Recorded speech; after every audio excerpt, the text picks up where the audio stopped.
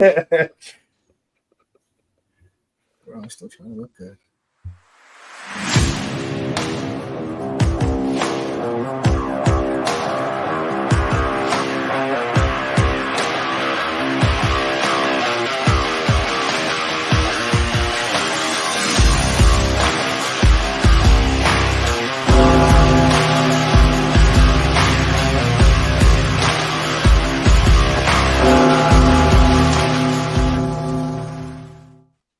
What is going on, everybody? Welcome to the Ring the Bell Philly show presented by SeatGeek here on the RTB Philly Sports Network.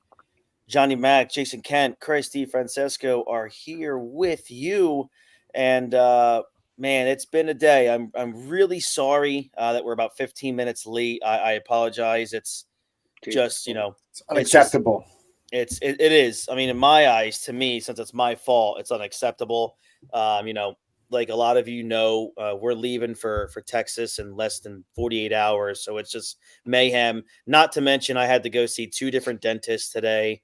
So like I'm hopped up on a lot of drugs right now. So it hasn't been a great day, but we're here. I'm happy to talk about our mid-season grades for this Philadelphia Phillies squad. Chris, before you get into that, real quick, just think. Yeah. Our first show was a mid-season grade show. Is that true? It was. That was our very first show. You were ripping JT. You wanted JT going then? Wow. And we've been to a World Series. I would have wanted him going then too. I still and it's an NLCS. It's been some fun times. It's been incredible. And then here we are now. They're the best team in the world. It's pretty damn amazing. It's really cool. Yeah, I mean, just to let everybody know, July 24th. Except when they play the Braves, they're not the best team in the world in the regular season. In the regular season, right. The cool thing is, upcoming July 24th will be our official 2-year anniversary of episode 1 of this show. So it's coming up fast, and that's really cool. And Jason will be dancing shirtless that entire episode. Yeah, he will. I'll tell you what, that might be worth it in itself. So as it stands right now, yes, the Phillies do have 6 games this week, 3 against the Dodgers, 3 against the Oakland A's. It looks like it's unofficial for half of it, but Kyle Schwarber is definitely going to be activated tomorrow. And from what I gather, Bryce Harper will also be in the lineup tomorrow night, and he's ready to go. So, if I'm wrong, I'll let you guys know, but I've been told by a couple different people that I'm 95% certain Bryce Harper will be in the lineup hitting third Tuesday night against the Dodgers. He also said he definitely intends to play in the All-Star game along with everybody else that's going. By the way, we will touch on that. It's really cool. It shouldn't go not talked about, that the Phillies set a franchise record for 7 guys that are headed to Texas for the All-Star game. 3 of them are starters in Alec Boehm at third, Trey Turner at short, and Bryce Harper at first base. And then you go to the other 4, 2 starting pitchers in Ranger Suarez and Zach Wheeler, and then voted on by their teammates, Matt Strahm and not Trevor Hoffman. It's definitely not Trevor Hoffman, but Jeff Hoffman also heading to Texas. So 7 dudes headed to the All-Star game, franchise record. Before Hoffman became good when he first got called up last year, he kind of stunk a bit. I used to call him Jeff, not Trevor Hoffman. Well, that's good. A great fact. I'm so glad. I'm so glad we got that out there. But I will say this though. Jeff Hoffman heading to the All-Star game on a contract year. Yeah, he's getting paid. It bodes pretty well for our guy, Mr. Hoffman. He's not going to be a Philly next year. No. I think he will. Chris, though, because they're not going to have Sir Anthony. Trevor Hoffman's also a guy that I hate seeing without a hat. You just are a wonder of great little tidbits that no one will ever care He's got about. He's got that weird bald head that he should just wear hats. Like you don't see him on the field so much. He's bald though, but when he takes the hat off, so you see him back, you're like, holy shit, put that damn hat back on. Yeah, so I mean, I don't think we're going to see Sir Anthony back next year. So I definitely think there's going to be a spot for Jeff Hoffman on this team moving forward. So Chris, real quick though, do you think if Bryce does play, he's 100%, right? They're not bringing him back before he's there's gonna be no and problem. Jay, I think you and I talked about this separately. He's the kind of guy where he's not going to come back if he's not 100%. Like he's just not. He knows his body well. He knows his body. Yeah. I just wish they kind of because they're best team in baseball right now. They're 8 games in the division. I agree. If him and Schwarber just took the week off and came back after the All-Star break, didn't play in the All-Star game at all. But what you don't can think you do? Want to play in the All-Star game? I'm sorry, I couldn't hear you. I said you don't think those two guys are not getting up for the Dodgers series? I know they do, but it's just I'm more concerned about the hamstrings are a weird thing. You never know. Really weird. They kept Turner out long, and his was more severe, but they kept him out long, and they even we thought he was going to be back sooner because he was progressing pretty well. They even held him out longer than we anticipated to an extent. Yeah, I don't know. It's just a weird. Their hamstrings are weird. They're doing good. They're winning games still. I mean, not as much as they were winning early in the year, but it's baseball. You're not going to have those. They were crazy for the first 2 months of the year. Crazy. Yeah. They're just hitting a little bit of wall. A lot of teams. Yankees hit the wall. I mean, there's going to be other teams that hit the wall. The Twins are playing some good baseball, but they stunk in the beginning of the season. They just have their wall right now. Hopefully they can get out of it. Maybe bring back Harper, Schwarber, JT comes back. Their second half, they have another crazy 2 months, and they win 110 games. You know who's not having a great season there, John? World Series contenders, Cincinnati Reds. No difference. I said I could see them possibly being like the Diamondbacks of last year, where they just shock everybody, and it's not over. That division is they're only a few games out of the wild card, and that division's somewhat still open. Well, they're 10.5 out of the division. Are they 10.5? Well, the Braves were 10.5 out of a few years ago when the Mets collapsed. So that's true. Look, and JT looks like he's probably going to be an after the All-Star break guy, which is fine. It was pretty much expected he wasn't going to be ready right before the All-Star break, so you might as well just hold him out for that extra week. So that's great. Overall, guys, with Schwarber and Harper, did JT make it as a reserve at least? He did not. No, Will Smith made it as the reserve. He's having a better year. Yeah. So, more impressive though, guys, is that with these injuries to the lineup, the Phillies are still an above 500 team without if you add on the exit or the missing JT, but they went 5-4 without Kyle Schwarber and Bryce Harper in the lineup. Jay, I mean, that's huge. When we talk about games because Schwarber's the leadoff hitter. Regardless, you're just a ball of stupid shit tonight. It's amazing. Hey, I didn't say that's what I've been told. They win games without Schwarber at the leadoff position. Well, I mean, maybe they would have been 6-2. Oh shit! Or 6-3 without him, or with him in the lineup. But I'm clipping that one. Clipping that one right there. So, John, I will go to you and I'll ask you, Jay, to go 5-4 without presumably 2 of your top 3 guys. I mean, how important is that as we get to this All-Star break here? I think it's huge. You have to going in here, but even without Harper last year, they played really well. Was it last year or the year before? I feel like without Harper, this team's always played well, which is shocking when you think of how big of an impact he's had in the biggest moments. But even when he's missed time, they've played well without him. I was a little nervous about the Schwarber thing, because Schwarber, I do believe, as much as we all make fun of him and hate him in that leadoff spot, he does seem like a very integral part. He does get the train rolling a lot of times. So he's having a fantastic season, man. And he was just starting to hit and get hot too. Once when he went down, he just started bombing in the beginning of June. So it's tough to see that, it was tough to see him really get hurt there, because what he does once he starts rolling. But to see them just keep the ship right, I agree with John. I would have kept them both out until after the All-Star break. If Harper wanted to go, I would have let him go start in the All-Star game if you're fine.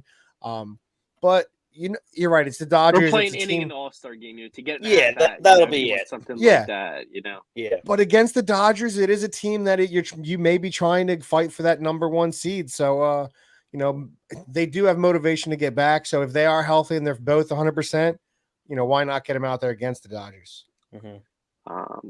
The pitching staff hasn't been as stellar as they've been, earlier, but they've still been a very damn good pitching staff outside of their Right. 5th guy. So I credit them tremendously for, keeping this team afloat. Even the bullpen. I mean, as much as we want to trash Sir Anthony and Soto because they just blow our minds and scare the fuck out of us every Especially damn Sir time. Anthony Dominguez. My God. Every time, but they're not hurting the team, so that's it's a good thing. And credit, I mean, I said it right when Schwarber and Harper went down. I said Trey Turner needs to go on a heater, and he's been spectacular. He's been the guy they signed all year. When he's been playing, he's been awesome. Boom again. I mean, he has taken a tremendous step forward and has been awesome. I believe he still leads the NL in RBIs. I don't know if Ozuna. I don't think Ozuna passed them. He was at 70 last time I looked, and Ozuna was at 67. But I mean, those guys are doing it. Castellanos has showed up. He's been playing really well with, I said he needed to play well when Harper and Schwarber out, and they're doing it. Those guys are doing it. The other guys, Stott just Ozuna's 2 ahead. Has 72. Yeah, because he didn't. Sideways team didn't have many this weekend RBIs, but it's just again, Ozuna hit that 2-run home run, or was it 2 or 3-run home run against off Mercado yesterday? I think it was a 2-run shot. 2-run, yeah. I think. Yeah. But I mean, just in general, those guys, not many teams have like the Braves, not the Braves. The Braves have them. The Dodgers have them. Not many teams in baseball. If Yankees lost Soto or Judge, just one of them, I mean, they're gonna hurt badly. But like the Phillies have, an extra 3 guys who are pretty good baseball players and can carry a team to, stay in the 500 range, and that's in that lineup, they have 6 guys, realistically they have 6 really good baseball players on this team that most teams only have 4. They lose one of their stars, they're done. No, I agree. So let's kind of roll now into why we're here, which is go ahead, Jay. I'm sorry. Nothing. No, I was just pointing. Yeah, I was like, yeah, no, let's go. Okay, So let's get to the reason we're here, which is we're going to give our mid-season grades for this Philadelphia Phillies team. So what we're going to do is we're going to go down the starting lineup. We're going to give our grades, talk about the players, and then we'll talk about the bench separately. And then we're going to go into the starting rotation and the bullpen. So that'll be also separate. So let's kind of start with, we were just talking about the guy. Let's talk about Kyle Schwarber. You look at where he was this time, last season, he was hitting, I think, right around maybe 190 at the time with an on-base percentage of around 320. His home runs were up. Like he had more home runs than he has right now. But you fast forward to where he is right now, 17 home runs, 49 RBIs. He's hitting 250 and getting on base at a 373 clip. Jason called it in the beginning of the season where he's going to be a 250 hitter. And it's weird because we all laughed, like us and probably everyone that was listening or watching said there's no way. But, we made fun of him in a jovial way in the beginning, calling him single Schwarber, but all of us were like, the dude's getting on base. Yeah, the dude was the first wasn't hitting any home runs. I think what he had like 6 home runs in April, something like that. It was looking rough for a little bit. So, if we look at it right here, April, March, he had 8 home runs. May, he had 3. In June, he had 6. So it's like in May, he had 3 home runs in May. But June too, like he started heating up it's right when he got hurt too, man. It was terrible because he was starting to hit that June Schwarber, and Schwarber Fest was coming out, man, and he was about it.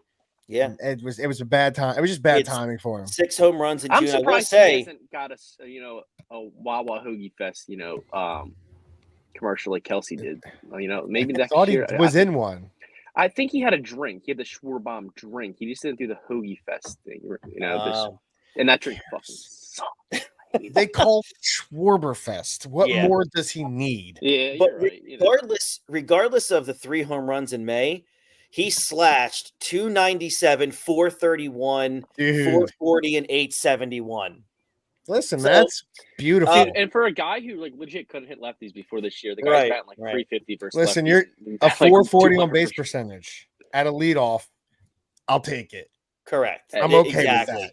That 441 OBP is beautiful. He gets an A grade. This is the player they signed, to that deal. No. This is who they You ain't got to expect. back off the A. He doesn't deserve an A. Let's He back deserves off. Really? an A. No, I believe he doesn't. He doesn't Well, play the field. He doesn't play the field. His home runs are down. Yes, I love the average being up. He doesn't play the field. He's not hitting as many bombs as he should. I get the average is up. You don't play the field right now. He gets a B plus. He doesn't deserve an Still A. could hit close to 40 home I runs. don't give a damn. He don't play the field in his average. He needs to be batting 300. If you're going to be a DH and you want an A, you got to be goddamn Big Poppy, okay? May I also add, he had 0 stolen bases last year. He has 4 this season. Yeah, dude. He's just a monster. Ooh. Oh my God, triple crown. He's going to when he's steal a played the 40-40 field- guy right here. When No, he plays doesn't great, deserve an A. He has been good. Only A 8. guy that plays Gold Glove first base and that you didn't even want at first base, that's the type of player that deserves an A. A guy that is terrible in the field and his home runs are down and can't bat 300 doesn't deserve an A. I sadly My don't think Harper's apologies. going to win the Gold Glove this year because Christian Walker is unbelievable at first base too. But You just it's want to gonna be hate close. on our team. You just hate on our team. You're It's so wild. disrespectful. It's insane. No, Yo, Anaheim but- John, okay? Settle down. Yo, you're hating. I just gave Kyle Schwarber an A, a guy I despised a year ago. I just gave him an A. And you Touche. said You no. just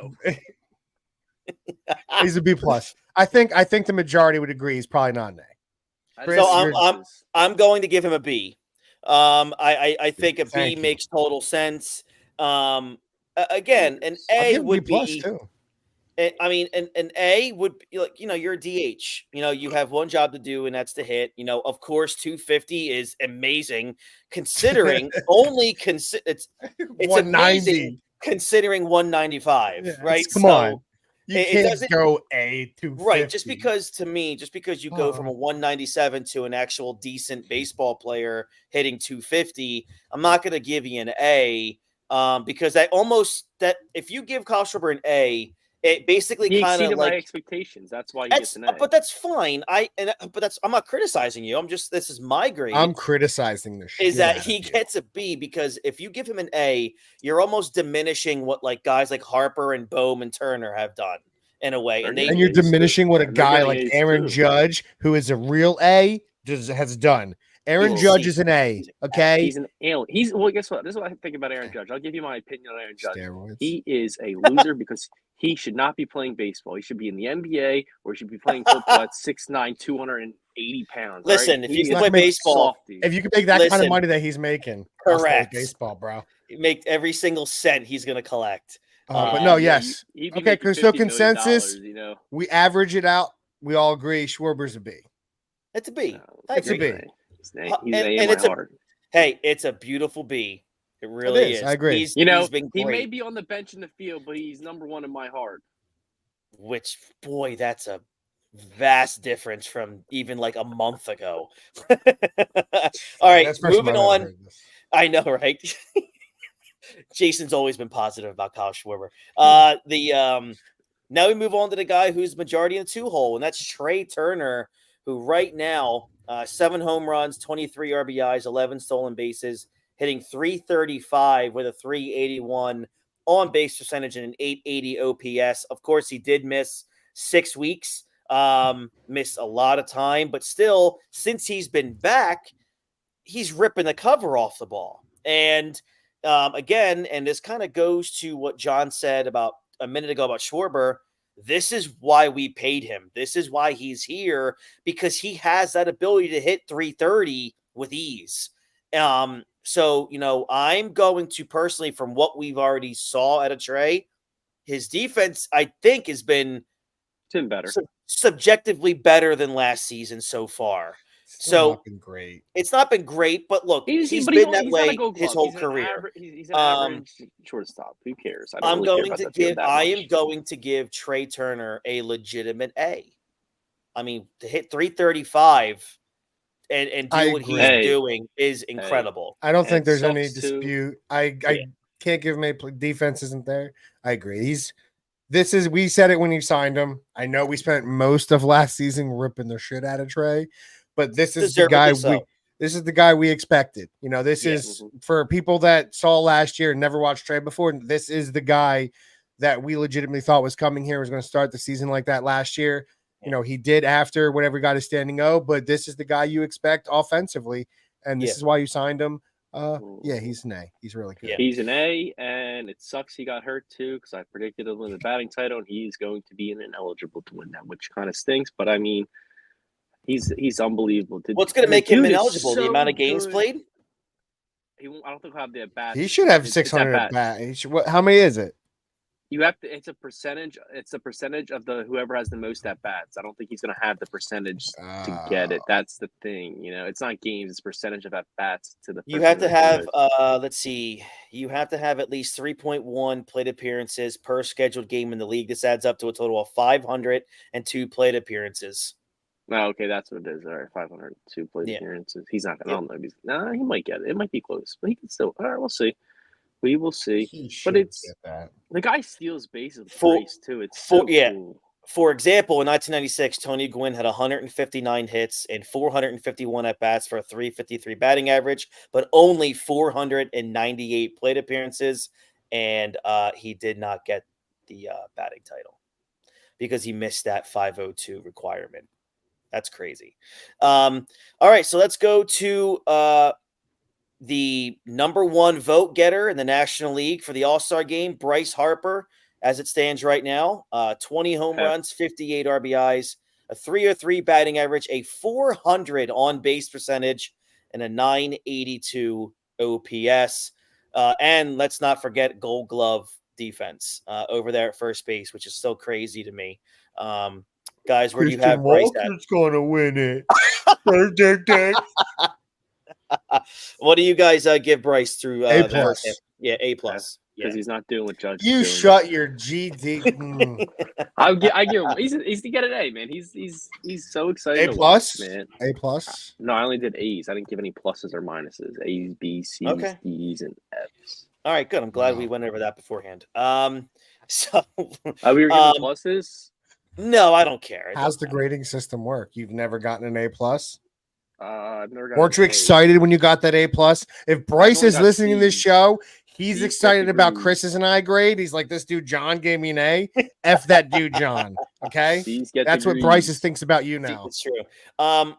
Yeah, and I do believe if obviously health plays a factor, I think he's going to have a second half like he did in 21. I think it's going to be monster second half. He's been hot. He's been hot, dude. So we're going to have to see how it goes in the second half. On and off the field, he's been hot. Question for you. Shoot. Would you think at any point about flopping Bohm and Harper? At third base? No, you dumbass in the freaking lineup. Oh my. Is this dude serious? Well, I looked today. Bohm has 11 freaking 11 errors, dude. Oh my god. Like we're just gonna throw Bryce in third, and like it's not like it's much different. Mid-season.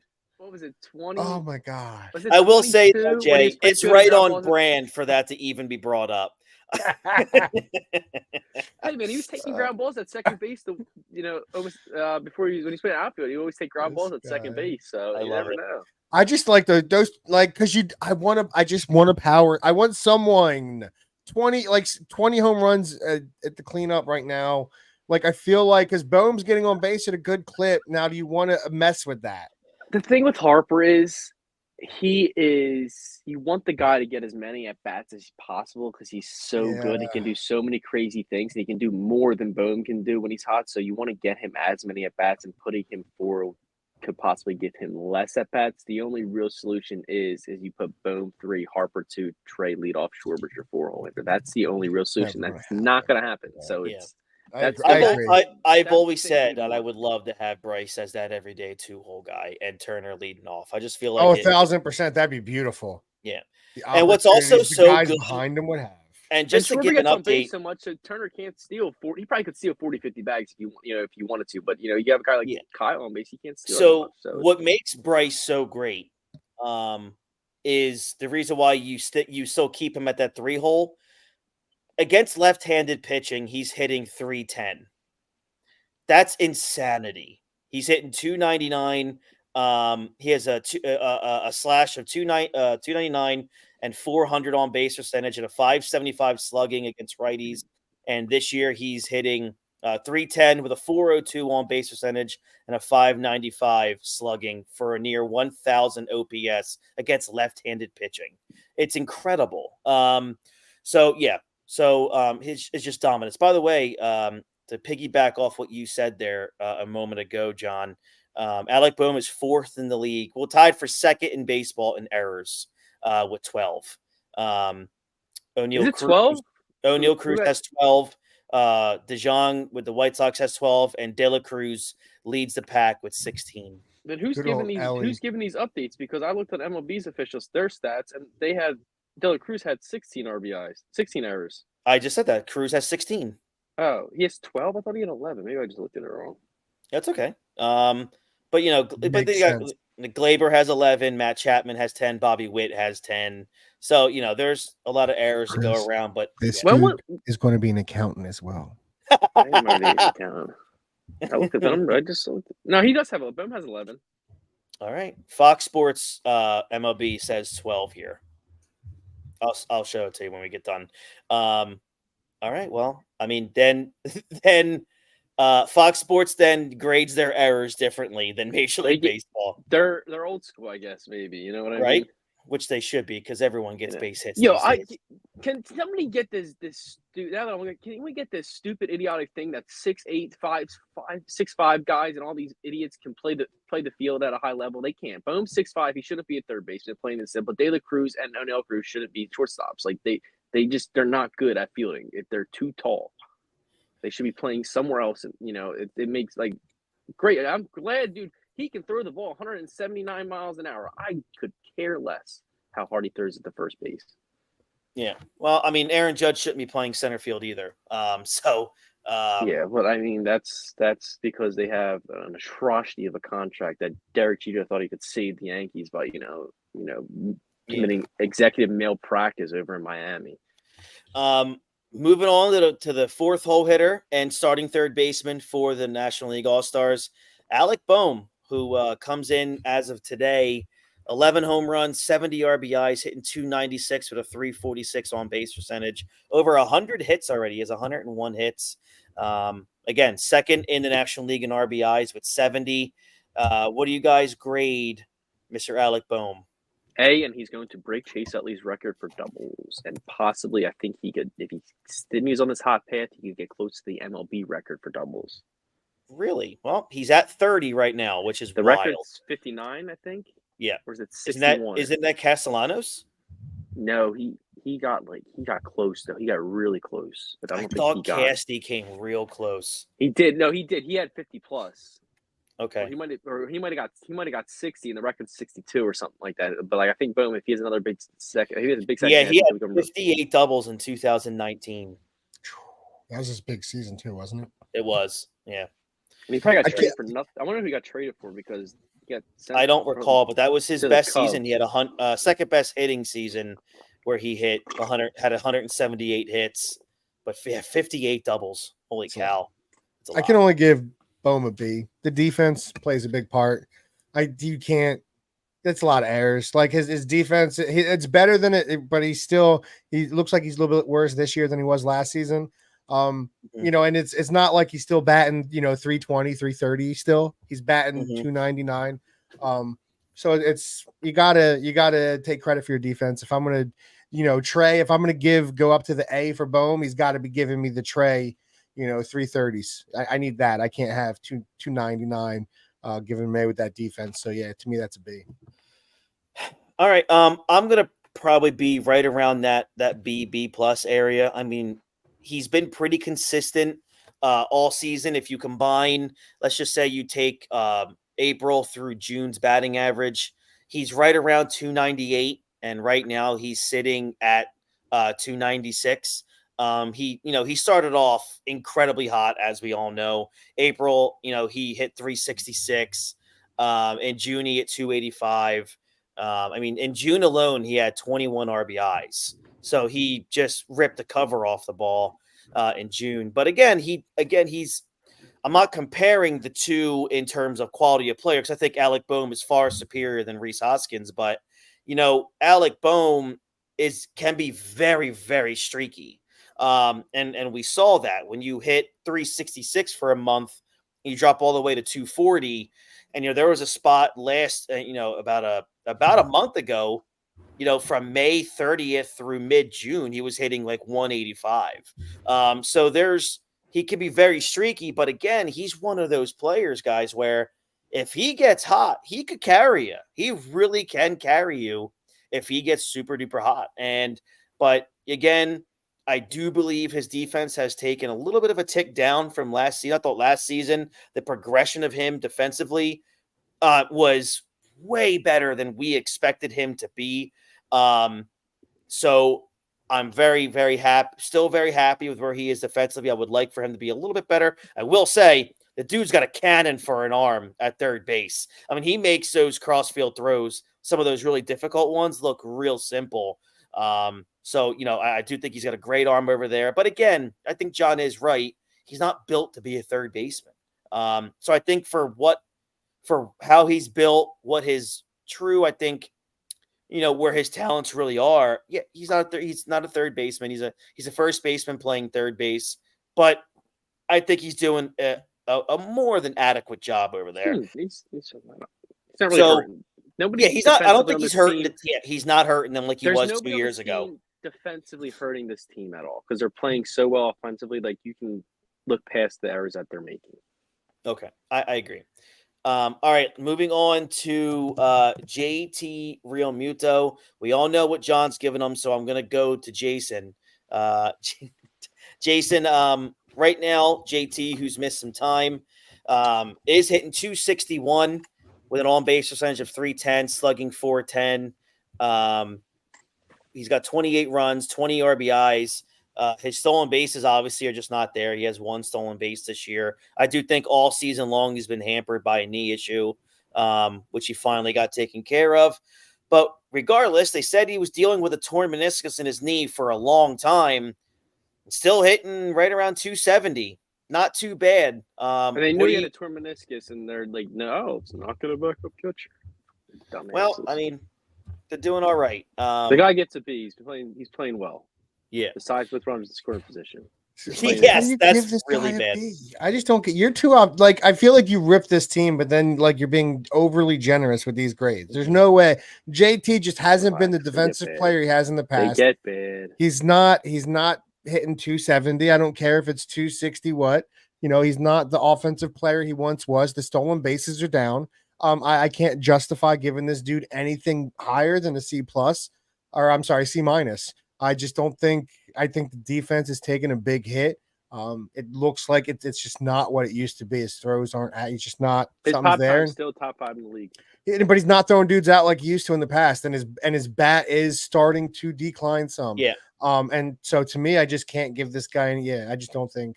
I still think he's a very good catcher. Don't get me wrong. He's going to play 130 games and when healthy, he's a guy you want there. But he's not what he once was. But he's not a liability either. So, hopefully he turns it around on us. So I agree with you. That's where I'm at. I'm at right around a C, C plus. And again, I know John harps on it, but it's a big, big deal, especially when a lot of times this is your 5-hole hitter. He's hitting 174 with runners in scoring position. That's really bad. That's all John really talked about bad all season. It gives a goddamn dude a B. So I'm gonna before he got hurt, he was playing a lot better because he was hitting like .050 with runners in scoring position. He's gotten it up a little bit. When he was playing in that 2-hole when Turner was out, he was playing really well. I don't think JT, for some reason, JT's not a great receiver, like a receiver of the baseball as a catcher. He doesn't steal as many strikes as most of the catchers do in the league. And then, but he's still a good catcher, and a lot of guys pitch well with him. For some reason, they like him. But I always thought he didn't call a great game at times, but he did a great job with the pitching staff this year. So you got to give him credit on that part, man. Because the pitching staff has not been the same since he's been out. So Jason brought up a good point. It's a shame that he got hurt when he did, because in the month of May, in 20 games, he hit 318 with a 356 on base percentage. So he was really catching fire. And to be honest, if anybody wants to look at the numbers I just did, JT was very successful in that 2-hole. He hit close to 290 in that 2-hole. That's why his average is up to 260 now, because it was like 230, 240 very much for a very long time. Like you got to you give him credit, but yes, he got hurt in an opportune time and had to bench him. So I for sure. And it looks like also, and John again mentioned this earlier, and he's right. And I paid very much attention to it before he got hurt. It looks like base runners aren't worried about him anymore. Base runners are stealing on him a lot this season. Again, how much? And I John, you're a catcher, or John, you were a catcher. Subs are freaking unreal, man. Throwing the ball, they are really good defensively. Now, Marshawn's a little bit better of a hitter. Stubbs is really, he's not mid, but they are very good defensively. And you're seeing these guys got rockets back, and they're quick, and they are unbelievable defensively. John, but the bats are is their problem. John, so I want to ask you, because you played catcher for a long time. Obviously, none of us and you, respectively, with all due respect, are not on JT's level. But how much do you think that knee was really affecting JT defensively this year? I stopped catching because my knees were so bad. It's just like when you're like sitting there and you're getting down and your knees are just hurting, man. They're hurting. And it's like you can't get up as fast, you just can't do it, And another thing too, I hate this new thing of catching where everybody gets down on the knee. Like, dude, how many balls does he miss? Like a block if you caught normally, like they did back 20 years ago, you can block those balls. It's just like, but it was just like it makes like a tremendous amount of difference because you're not pushing off. I mean, his pop time is still good. It's just really hard to like think about like how it can feel. And that's what I thought. Does that play into? Does the issue play into the fact that runners? Do you think other teams in that dugout are telling the players, "Look, run"? No, I think it has more to do with they're telling him to run because of the way the game is now, not because his pop time is still there. His pop time is there. Oh, it's still top 2 or 3 in baseball. Yeah, I think defensively lies with him blocking balls, and he's been missing a lot of balls, dropping a lot of balls and stuff like that. Like not as good as he's been. That played a huge factor, and I believe, but I don't think throwing because he was still throwing the ball great. I think the way the game is played now, where you can steal base like that, they realize like how well people were stealing. There was probably a small sample size last year because they knew how good JT was defensively, but you do the deep dive in the offseason, you realize that these guys had a really good success rate against JT last year. He wasn't throwing out nearly as many guys as he normally did, and they were still stealing. And so then now you're like, let's just see if we can get going. And then you see teams, we're stealing on JT, we're stealing on JT, we're stealing on JT. Then it just piles on. There was another. I was watching MLB Network a few week ago or 2 weeks ago. There's another catcher out there where I forget who it was, but they're just going on him. Like he's just not that good. I think it was the Yankees because Boston ran all over him or something like that on like a Sunday night, and then everybody realized they could because there was a dude that it might have been Sunday Night Baseball. Yeah, it would have been a Sunday Night Baseball thing where they're like, now they're gonna start stealing. I think it's just the way the game's played, the way they catered the game.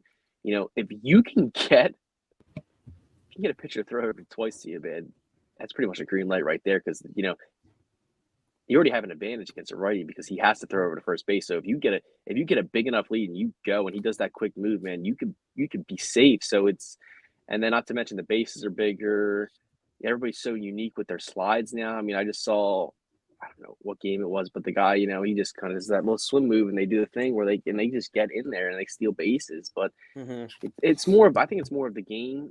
Because it's 1,000% his arm's still there. If you want to talk about, why is he making errors defensively where he's, not blocking the ball. That could be because the way the catchers catch the ball, they're not set up to it. They don't block the ball the way they used to block the ball, and his knees are hurting him too, so he's not getting down as quick. But I think he'll be fine once he comes back from knee surgery. We'll see what it is because the knees are a thing with the catcher, and he was still hitting though. So it's like he's still kind of hitting with it. He wasn't running as much, but he's still hitting. So I don't think it played a huge factor in how he was.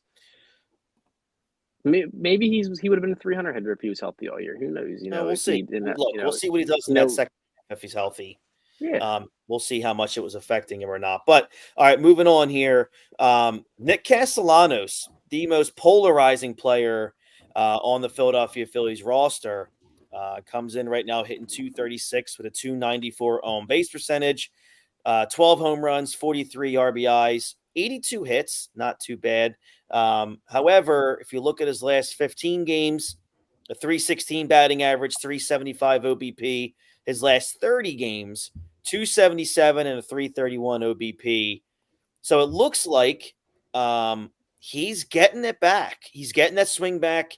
However, I'll ask you, Jay, he's getting that swing back, but that on-base percentage is just, it's not moving. Like that's very bad. He's not. He gets a D. To me, it's a D minus. It's absolutely a D. I don't see. You would. I'm shocked you haven't I'm shocked it wasn't a B from you, honestly. Like, very much so. But this is not. And yes, I 1,000% am excited, and we talked about it last show how he's starting to come out, and I've said it a million times. I believe in him. Keep him in there. He's going to hit out of it.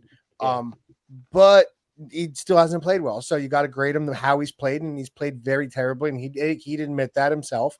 But his problem, we've said a million times, he just looks like he doesn't care, and he has that whether I'm hitting great or I'm shit in the bed, I have that I don't give a crap attitude, and that's what the team, like a lot of people see that in him. But he's a baller, and he's shown it.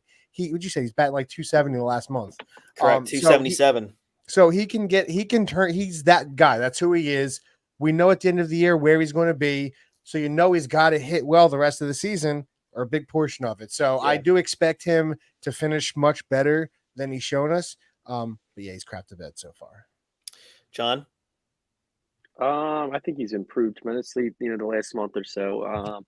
He helped this team a lot with Harper, and JT and Schwarber out. So, that's why I'm giving him a C. He showed up when he's been showing up when it mattered most at this point. So he does, he's playing a good right field, just like he played but not making mistakes, doing a good job out there. I give him a C, and you guys can suck it. I'm the only positive guy here. So going on now, let's go on to another guy who's been quite polarizing, especially with me, because he just boggles my mind right now. Bryson Stott, 240 batting average, a 332 on base percentage. He's got 21 stolen bases, 5 home runs, 39 RBIs. Still playing, platinum glove second base. His last 15 games, though, 245, 317 on base percentage. Last 30 games, 245, 322 on base percentage. He's walking a lot, and he's got over 20 walks in the last month. Where do you guys put him? Because it's odd because you look at some of his numbers. He's where's he hitting? D. 6 I think John answered. What'd you say? D. You gave Casty a B or C, Casty's and you're giving Stott a D. He's hitting for power. One has 21 goddamn stolen bases and plays great defense, though. How do you grade that dude? Has 21 stolen bases, better on base percentage, his batting average is better. How do you grade him worse? You make no goddamn sense. He's extremely disappointing me this year. I thought he's going to be a 300 hitter. He's only disappointing me from a batting average standpoint. Everything else seems to be pacing well. He has well. 21 stolen bases. His on base percentage is pretty damn good, given the fact that he's batting 240. Yeah. You're an asshole. He said you're an asshole. So look, he's for a guy he's who third. thinks going to be the future leadoff hitter of this team, he deserves a D. Because he's been extremely disappointing for a guy. He's been hitting from 230 to 250 the entire year for a guy that we think is going to be the future leadoff hitter of this team. We thought he could be possibly a guy who could hit 300. He's been You're not extremely grading off what you disappointing. think he's going to be. You're grading off what he is this season. Yeah, and you and I thought can't he's gonna give be a a guy 300 who he's worse than or he's right better here. than a better grade. You just can't do right it, here. sir. So if you look at Bryson Stott is going to hit 300, 15 to 20 home runs, an all-star, becomes leadoff hitter.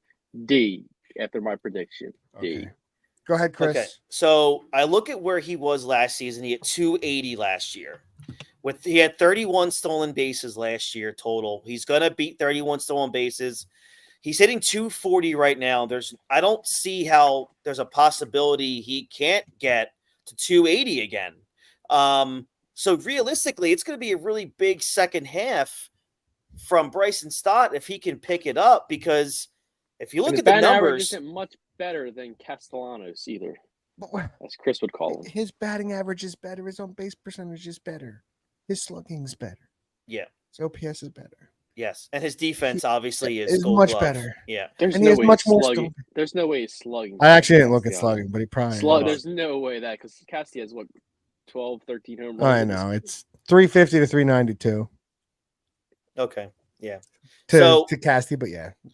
I mean, I'm pretty sure Stott walks more, which is good. But just the defense. The dude yeah, is you're going to right. be a Gold Glove defender. You can't look past the fact. Yeah. I get he's not where you want him to be offensively, but the dude's still a damn Gold Glove defender who I'm still extremely is producing disappointed. very well for this team. I had high hopes for the guy. I was going to buy his jersey. Listen, Can't grade him off of have hopes. I have incredible hopes for the guy, and I want to see what he's done in different parts of the lineup. So this season, been a little bit. I feel like he's been a little bit better. so he's a since being that he's a leadoff spot. 262 hitter, batting 6th this year, and he's a 335 hitter, batting 7th. So And that's Batted what he batted 7th. most of last year. Is he batted 7th?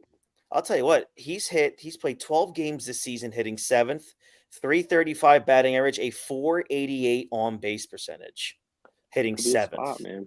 Could be a So, spot. those are, they're JT comes back right there.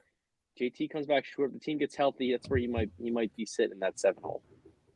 Well, that seems to be where he likes to A-okay. be. Yeah, exactly. I'll be A-okay with him sitting right there. All right, moving on to the next guy here. We're gonna go to Brandon Marsh. Look, I know Jason and I are going to agree with this. John, you weren't here last night when we talked about it, but when a hitting coach comes out in public on the record and says he's not even a discussion when there's a left-handed pitcher, that's a big problem for me. And I actually went off my grading as him as a platoon player for against righties. That's how I went off based off my grading, because I think he has been, and I factored in that he's not good against lefties because he's hitting almost 300 against righties, and he's played pretty well against righties.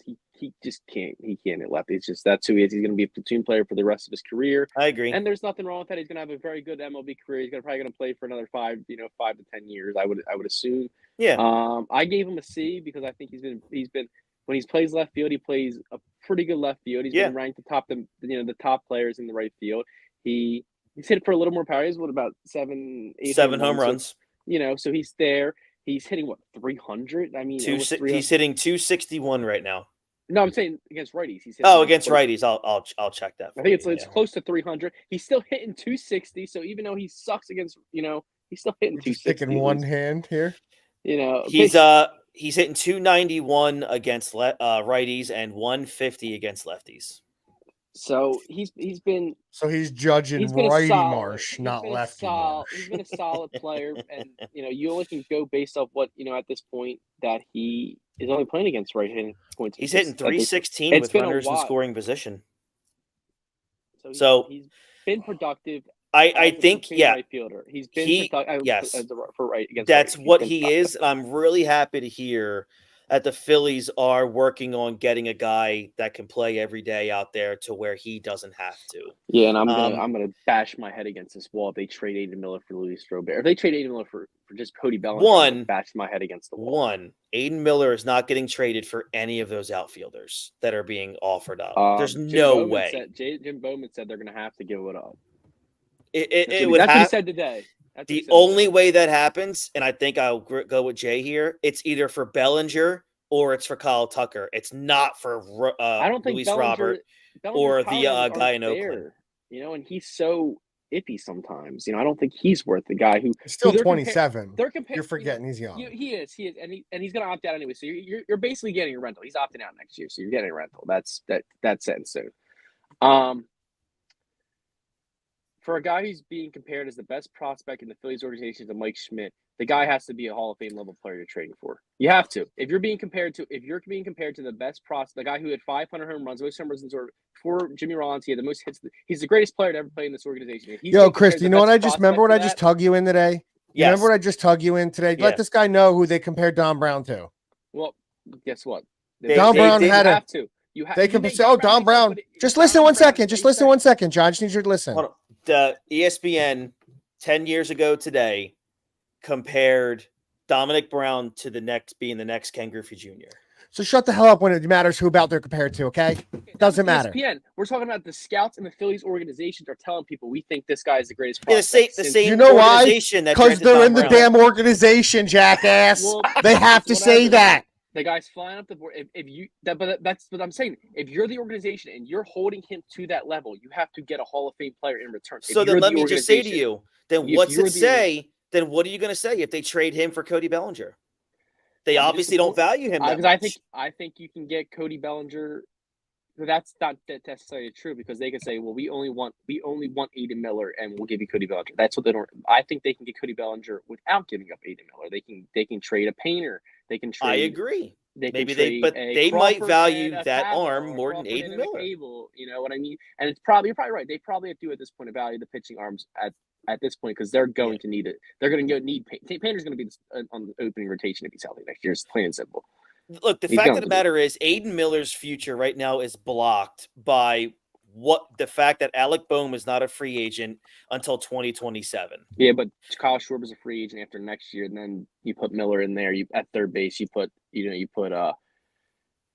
Boehm as your DH until he's a free agent. And then you can go out and do whatever. You can sign him to an extension. You can go out and get another. Could happen. It could. That's what it I could think happen. The future holds. Do you think Aiden Miller is ready to play in the major leagues next year?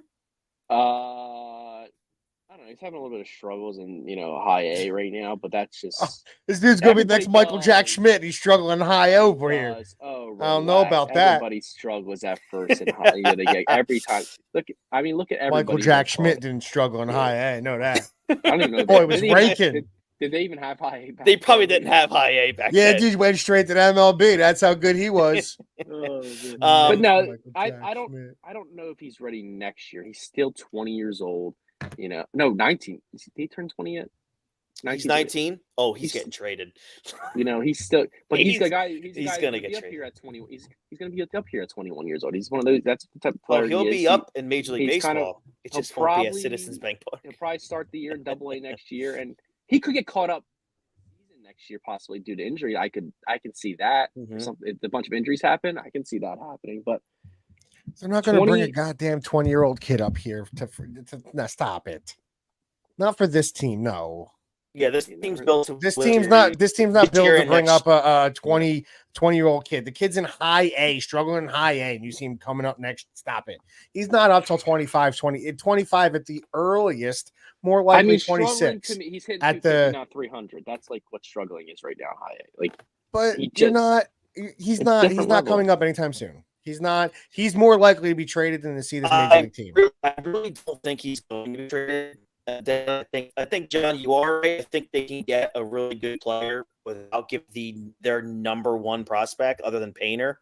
But Painter's not even pitching. But it doesn't. Regardless, I would keep those two just in general because I think they have enough talented prospects. Because like that Gaber, whatever his name is, he's having a pretty good year in Double-A. They come right now, Tucker. We want Aiden Miller, Tucker. Are you doing the deal, John? Astros are not it doesn't. I'm just asking you a question, hypothetical. It doesn't matter what they're doing. Yes, I would do straight okay, up. so if I'm just saying, straight up. So then I might give up more though.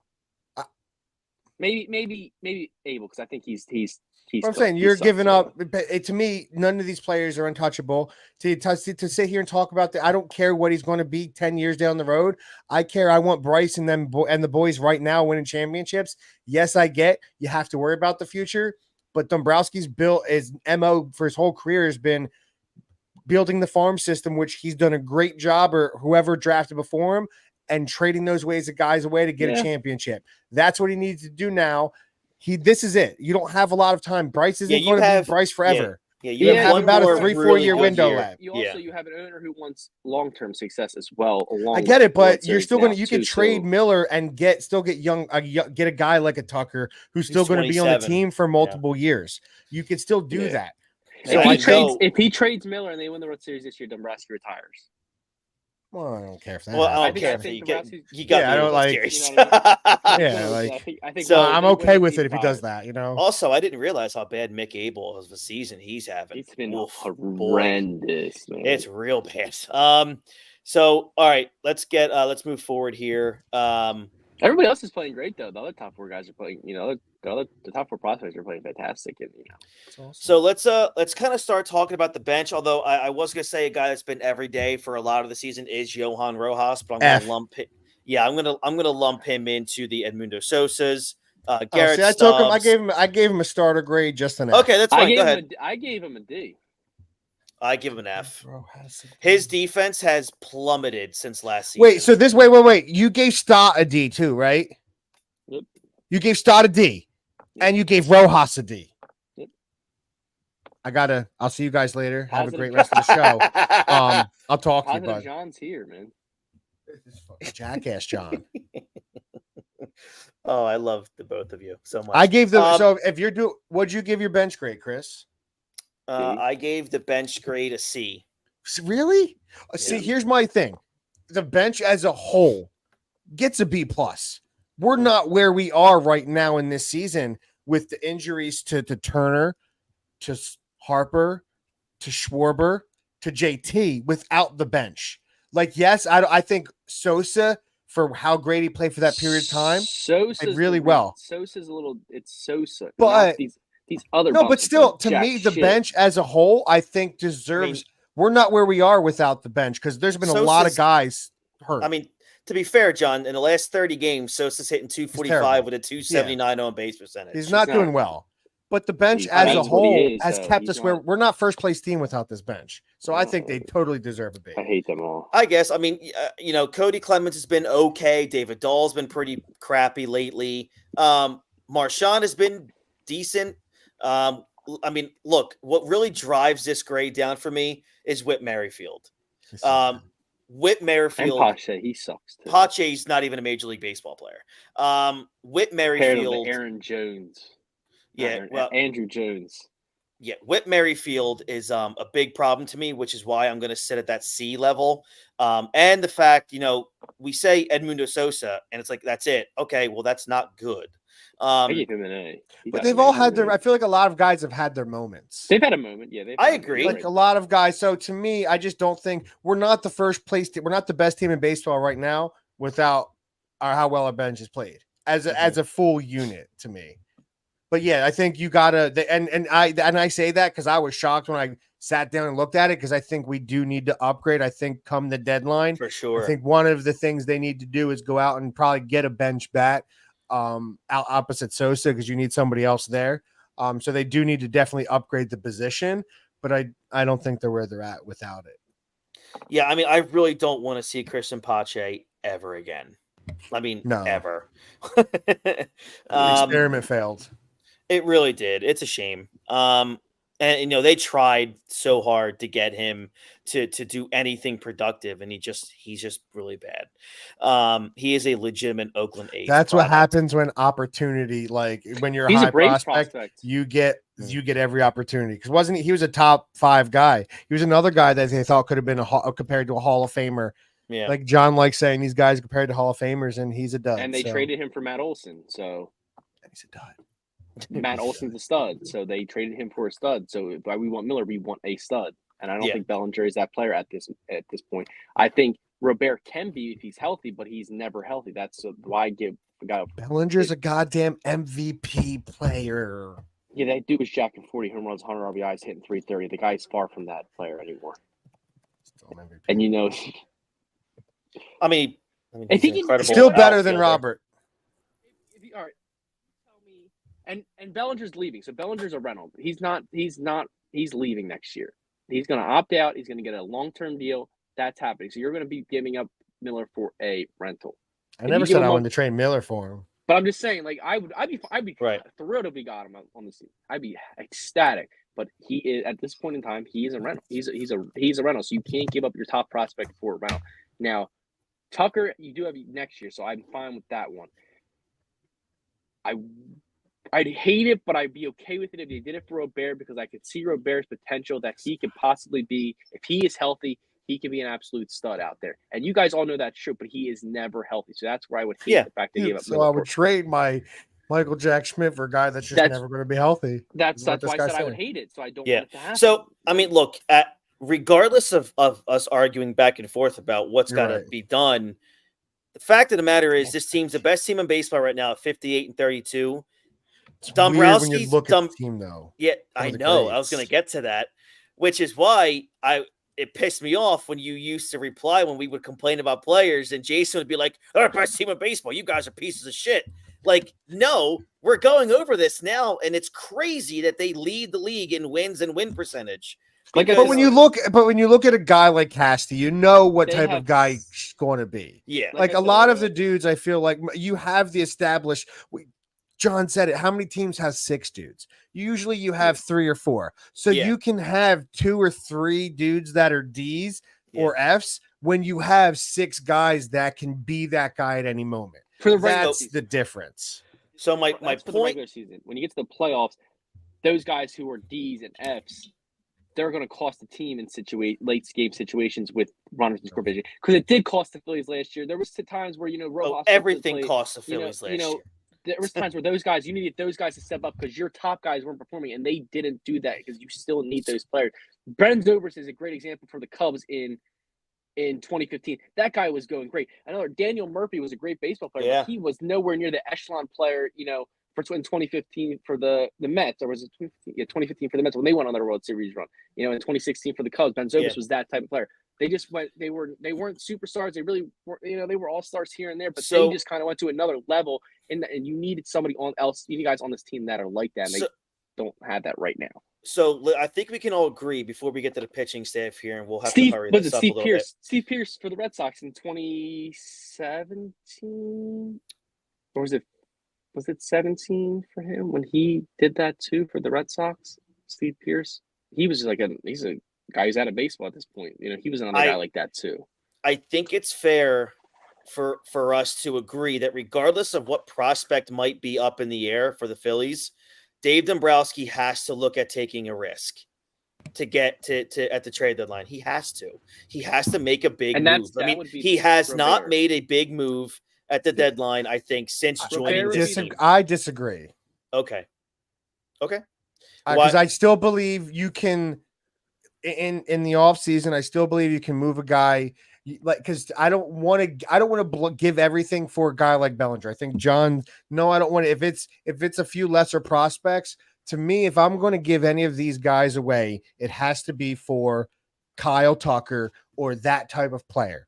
And as of right now, you don't know what Houston's doing. By the end of July, they could be back out of it and they could be shopping them around. But to me, I'm okay waiting on some other prospects because if Kyle Tucker's not getting traded, you don't want to blow up the big dude. So I'm okay not making a super huge move at the trade deadline. But I will say, but Jay, if you're Dave Dombrowski and you're where you're at right now in the standings, you're not feeling pressure to go out and make that over the top move to get you to that World Series. Well, I don't know if Bellinger's that move. I know Robert's not that move. Tucker is. But the question is Houston willing to trade him? Right. If I can, I call Houston 1,000% and say, hey, we'll start Miller Painter. Yeah. Picks up. If you want some, this is what we're starting at. If you want a third, we'll give you a third. I'm 1,000%. If I'm Dombrowski, yes, because that's been his MO everywhere. If you can go get, I'm offering up 3 of my prospects to go get Kyle Tucker because I know if I get him in this locker room, we're signing that mother. He's going to be a Philly for a long time. So I'm okay. Yes, if you're saying that, I'm giving up as many guys. I'm offering 2 to 3 of those guys I am for 100% Kyle fine with Tucker. that as well. I just don't think. I think if you asked me a month ago, I think 100% there's a possibility of that. Right now, I still even think if you talk to Houston now, if you're the Houston, do But I you think believe you have a Bregman's the chance first at a guy to World go. Series? Or if I can get, you're telling me a guy that their Phillies are compared to Michael Jack Schmidt, you can get Andrew Painter, who's Yes. projected to be has a 100-mile-an-hour fastball, and something else for this dude. Houston has to think about it. I think absolutely Bregman think they is think that about guy that. that they would have the I don't conversation about that because know. Bregman's the guy who's a free agent next year. Tucker, I don't want no. Well, Bregman doesn't. I'm not trading any of those guys for I'm Bregman. not trading I anyone agree for too. Bregman. Yeah, But my thing is, I'm gonna because the outfield market is three guys. You know, right now at the moment in time, it's realistic. It's Bellinger. It is Robert, and then who's the other guy that it was? There's another guy. We just saw it today. What's his name? Bellinger, Tucker, it was three guys. It was three guys that they're. Rengifo. I would take Rengifo, but he won't cost you. I don't think it'll cost you a top 100 No. prospect to be honest with you. But no, there's the three guys that are available right now. Who were the three guys that they were looking at? It was Bellinger, Robert, and who was the other guy? the guy from the A's. Rucker. Yeah. None of those Yeah, guys. Rooker. I'm not trading any of my prospects for any of my Brent top. I'm Rooker. not giving Abel not Abel. I'm not giving Painter or Aiden Miller away for those guys. No, they're not worth it. My thing is would you consider for just the rest of this year? No, not for any of those guys. No, stop. Stop. I'm not even. And I know you're both gonna get mad at me. You're gonna make a face. But you're talking about if I can give you the fortune that they're gonna win if they make one of these moves, they're gonna win the World Series. Because next in the offseason you can make a move to go back to the way that you can make a move in the offseason to fix this. Would you consider putting Bryce Harper in back in right field? No, seriously. No. Stop it. it. World Series. No. So say I don't want a World Series. Say it. I want you to say it. I do not want because you get Vlad Guerrero Jr. at first base. No, well, you're not getting Vlad Guerrero Jr. What if it happens? You don't know what's going to happen. I don't work on. You tell me 100 times that we're Then not you have getting to put Tucker because they're winning, but you can't. No. Available that are talks to being available at the deadline. It's going to be a huge infield flux of star level players at the deadline this year. That's what it's going to be. And I say they make for a high level infielder, they can win the World Series. You're saying no, I wouldn't move Harper because I don't want them to win the World Series. That's what you're saying basically. So just say. So where's Castellanos going to go? Castellanos would go to left field. Harper would go to right field. Kyle still DHs, or you put Kyle in left field. So who's our everyday center fielder? It would be Marsh and Rojas would flip back and forth. That's what it would have to be as platoon players for the rest. For the rest of the year. And then you're taking a huge downgrade at first base, a massive downgrade. You probably are. Well, okay, say Bo Bichette. You are. But say Bo Bichette's available. He's one. Bo Bichette sucks. Right now, but the guy's been in top in the hits league. He's having a down year. It's whatever. Guy comes here. It doesn't cost you as much. He comes here, plays. I would take him over Rojas and Marsh and the guys that are playing. And I know all you would right now. And a couple months ago, you said you would have loved. Listen, I love Vladdy Jr. I would like Bo Bichette, but I don't. But I mean, of course, at the offseason, you can trade Kyle Schwarber, or you can get rid of Castellanos, and you can go. Somebody you can figure out some way you can put Bryce Harper back in first base. There's a way to do that next year. I will say you're talking about a World Series right here, right now. If you make a move for an infielder, because it's possible. I will say this: of all this wackiness that you're saying, if the Phillies get ousted in a bad way again in the NLCS or the NLDS, I'm confident there will be multiple big moves to be made in the offseason. Yes. And I mean like foundational shattering moves. I would think Schwarber and Casty are both gone. Yeah, Schwarber, Casty's gone. You may and Schwarber's been great, but that's what sucks. JT, you might see replaced. You're so handicapped with Schwarber, and that's what sucks. You're so handicapped. I said this 2 years ago when they signed Casty and Schwarber at the same time. Yeah, you handicap. I said that on air. That's this been my issue with this team. Constructually, they are built like the offense is great. That's built defensively terribly. Right. That limits you to the moves that you can actually make. So and that's why they're stuck with this outfield. So John, what makes them worse off with Schwarber than Castellanos? Because Castellanos can play a comparable outfield and DH. But Castellanos can't do anything remotely offensively that Schwarber You can are 100%. But you're handicapped because you guys both. I'd much rather have DH at Schwarber at DH than Castellanos. But that's what I mean. Schwarber's doesn't. I'd play DH. with that too. But I mean, we're talking about you get down to it, at least he's going to be the player. Like you said here, he's going to be a 270. He's going to hit his 25 home runs. He's going to drive in close to 100 RBIs. Yeah, that's who we're expecting him still to be. And he can play the outfield, and he could DH. Can I ask you a question, John? Though you won't allow me to even say, let's put Schwarber back in left field just so we can get another hitter on this team. No, so we've talked about we might have to put Schwarber back in left if something happens. That's what I'm like. But I want to ask a question though, because you're sitting here, you're so easy to put Harper back in the outfield because he's a good outfielder. But just listen to me we gave you. That's bring in Vladdy. You bring in Vladdy and Schwarber, or you now move Harper back to the outfield. What happens when he blows his arm out again or tears, and because he's out there in the outfield where he's already a Gold Glove first baseman. The dude could win gold. You could say walk all you want. There's one guy, but you have much more risk in the outfield with the way that guy plays. I don't want him risking himself above and beyond, because you could do that, and that first time he goes and runs into that damn wall and he could blow out his arm. So I understand it can happen anytime, but there's a greater risk in that outfield of my man getting hurt than there is at first base, and I don't want him running around like that. Okay, because you can sit there, you're guaranteeing World Series. You're going to blow out your number one guy because you want to play the outfield. Schwarber might have to be the guy you put in the outfield if that's what it comes to. In the offseason, let's just say your Vlad Jr. thing comes to fruition, right? In the offseason, you rid yourself of Schwarber if you have a bad playoff run and you don't win the World Series. And why can't Vlad Jr. be your DH? No, that's what I'm saying. That's what I said. That's why I said when the offseason comes, you can make your necessary moves. Like in the offseason, you send Schwarber elsewhere, and you're probably going to get a really good return for Schwarber, which will probably make up for a good amount of what you lost probably to get Vlad. Then you put Vlad as your permanent DH, and you bring Harper back to first base. I think you're living in a fan. You are. I just don't. There's no chance you move Harper. You don't move Harper off of first base. Then you move Schwarber. That's why I said no. I don't want him. I'm not moving Schwarber to the out. I'm not hurting. I'm going to get a goddamn outfielder. That's what I want to do. Yeah, just you put yourself in a goddamn position. Why not go get a goddamn outfielder? Just go get an outfielder. You're so against getting an outfielder. Why not go get a guy that actually plays out there? Okay, there is guys out there. I'm saying, but what if the asking price is what the Phillies do? There's other and things. What if I lost my balls tomorrow? Like I'd be a female. Like what are we talking ifs? Why not just go get an outfielder?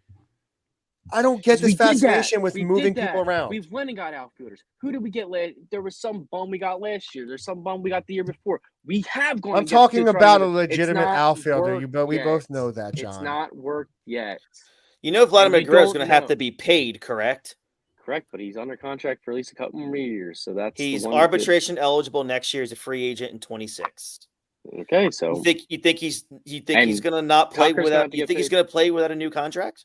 I don't think baseball is different than other sports where they don't do that.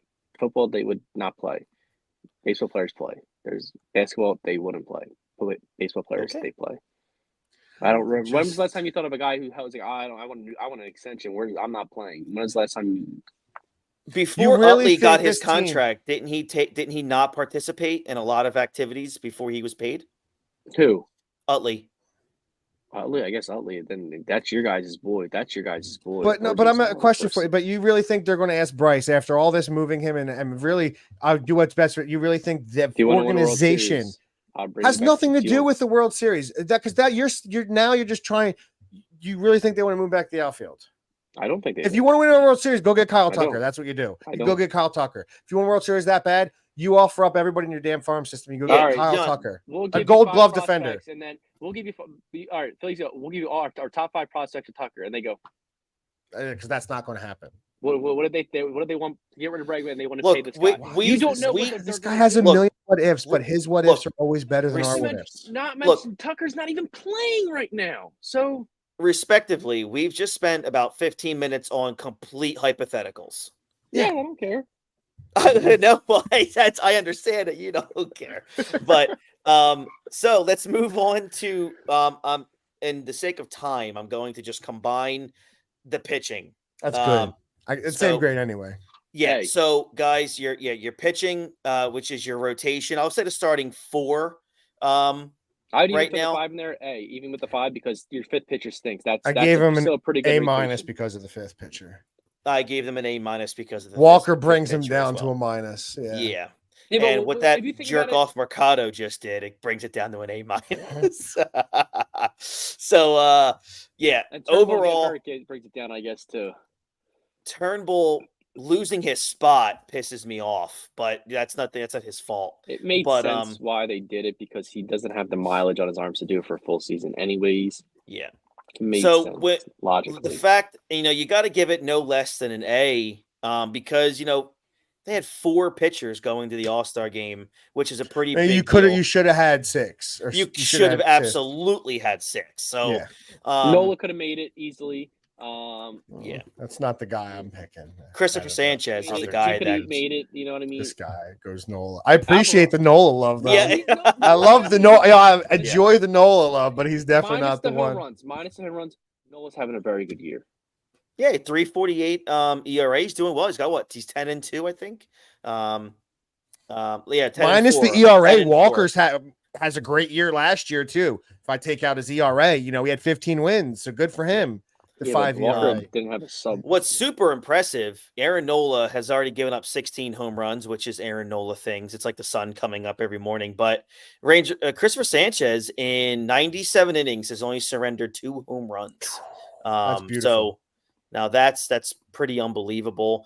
Zach Wheeler in 111 innings, 10 home runs. Ranger in 108 innings, only 9 home runs. So that's pretty good. So overall, we do like what we've been seeing from the pitching. If you go into the bullpen, the only 2 guys I think that really gives us agita would be Sir Anthony Dominguez and Gregory Soto. I think Kirkering. And they're not hurting the team. They're not really hurting. Yeah, I mean, Kirkering has really taken a step up. He's a big dog this year. He's a big dog this year. They got it. It reminds you earlier last year when you really thought you had the guys. I feel like they have the guys Hoffman and Strom, and you have Kirkering now. You really have and with the way they're pitching, you have the edge right through the end. You have it lined up perfectly. You get 6. I just want him to get more high leverage situation because I think he's going to get it because I think he could be a feature he could be your 9th inning closer with this stuff. Yeah, he's going to get the opportunity. He's going to get to. He will be their next big maybe consistent maybe that's why they don't pay. It could be the end of this season. I think he's going to be this year. That's right. Yeah. So yeah, overall, guys, here we are now at the end of this episode. Again, 58-32, best record, best winning percentage in Major League Baseball for the majority of the season now. Before we face the Dodgers, before we face the Athletics to the All-Star break, what do you give the Philadelphia Phillies as an overall grade as we are at the midway point? I actually had one more grade I wanted to give out to Rob Thompson. Yes. And what would that be? A B. Oh, a B. Very nice. Actually, you know what? For what he's dealt with this season, I think he's at that B plus A mark. I mean, we've seen that. Like we've talked about how this team has done with the injuries. It's pretty. He's put together lineups that have won games. So that seems to be working. He finally made a decision to. Can I give a grade? Yeah, sure. I want to give John an F for his grading for today. That's what he gets. He gets a damn F. I'm just happy that he actually gave Topper a pretty good grade there. Gets an A. The Phillies have to get nothing less than just for the damn start. They got an A plus right now. Like I get, they're an A. They have a lot. I'm at an A. Yeah, this team is so good. This team right now, yes, you want to be better. This team as is good enough to win a World Series. So all this arguing if we need to trade for this guy, move Harper here, do this, that, there. You don't need to do anything right now. Your team as is good enough. So I don't think you need to do anything unless there's something that falls in your lap. This is a damn good built baseball team. And I can't remember the last time I felt it. It has to be that late of that run when we had the 4 aces. It was really last time I really felt this confident in a team. We actually have 4 aces, not 4 guys who are at the end of their careers. Yeah. All right, guys. So if you're watching this on YouTube, thank you. Like this video, subscribe to the channel, and ring that bell for notifications. Look, 3 coming up against the Dodgers, just 3 massive games for the Phillies. And then you got the Oakland A's and the All-Star break. Alec Boehm will be participating in the Home Run Derby. 7 guys are heading to Texas to represent the Phillies, which is the most in baseball and the most in franchise history. I'm not sure if I'll be here for the show on Sunday. I'll let you all know. I don't see why not. I'll be in Texas on vacation, so I'll let you all know. But if I can't be on, and if these two can't hop on and do something, then we'll have a show probably late. I should be good Sunday. Okay, late next week. So yeah, maybe there might be a show Sunday. If I can't do it, then I'm sure Jay and John can handle the ship while I'm not there, as always. But thank you guys so very much. This has been a lot of fun. This was your mid-season grades for the Philadelphia Phillies, the first place in Major League Baseball Philadelphia Phillies. So for Johnny Mac, Jason Kent, I'm Christy Francesco, and we'll catch you guys here down the road. And as always, go Phils.